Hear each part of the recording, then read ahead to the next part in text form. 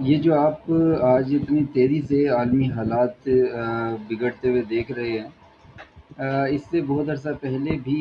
یعنی اس طرح کے حالات کچھ بنے تھے، اور اس سے بہت یعنی عالمی سطح پر نقصان ہوا تھا، بہت سی قوموں کا، بہت سے ممالک کا، اور دنیا بھر کے جو لوگ تھے وہ اس سے متاثر ہوئے تھے۔ اور آج پھر حالات اسی طرف جا رہے ہیں، اور بہت سے ایسے معاملات آج کل چل رہے ہیں جو نظر کچھ آ رہے ہیں، جبکہ پس پردہ حقائق کچھ اور ہیں۔ آج کا المیہ سب سے بڑھ کے المیہ تو یہ ہے کہ آج جس انداز سے میڈیا کا استعمال کیا جاتا ہے، خاص طور پہ سوشل میڈیا کا، اس نے